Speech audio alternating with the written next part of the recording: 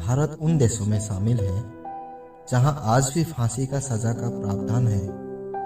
यही कारण है कि आपने आज तक ऐसी कई खबरें सुनी होगी जिसमें किसी जज द्वारा किसी अपराधी को फांसी की सजा सुनाई गई हो। हालांकि सुप्रीम कोर्ट ने अपने कई आदेशों में साफ किया है कि फांसी की सजा तभी दी जाए जब अपराधी ने जो रेयरेस्ट ऑफ रेयर यानी जघन्य अपराध किया हो। लेकिन क्या आपने कभी ऐसा कोई वाक्य सुना है जब जज को ही फांसी की सजा सुनाई गई हो और सुप्रीम कोर्ट ने भी उस पर अपनी मुहर लगाई हो?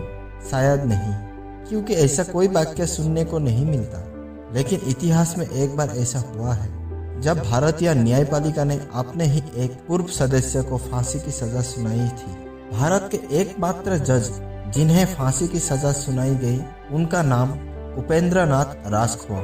उपेंद्र नाथ राजखोवा असम के धुबरी जिले की अदालत में बतौर जिला एवं सत्र न्यायाधीश के पद पर थे।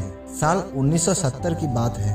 फरवरी महीने में जज साहब रिटायर हो गए थे, लेकिन अभी भी उन्होंने अपना सरकारी बंगला खाली नहीं किया था। कहा जाता है कि इसी दौरान जज साहब के परिवार अचानक गायब हो गए। जज साहब से जब कोई उनके परिजनों के बारे में पूछता तो वो कोई न कोई बहाना बना देते थे।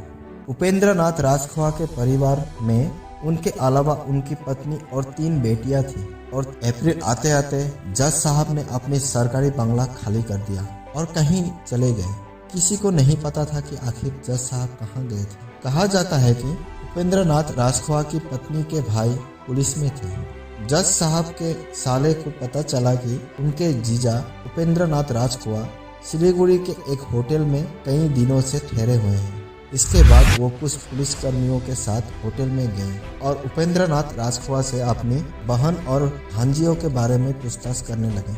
इस दौरान राजखोवा ने कई तरह के बहाना बनाए। कहा जाता है कि इस दौरान उन्होंने आत्महत्या करने की भी प्रयास किया। पुलिस ने जब उससे पूछताछ की तो उन्होंने बताया कि उन्होंने अपने पत्नी और बेटियों की हत्या कर दी है। इस मामले ने पूरे असम को हिलाकर रख दिया था। इस सनसनीखेज हत्या के मामले की सुनवाई के लिए विशेष न्यायाधीश को नियुक्त किया गया था, जिसने सुर्खियां बटोरी।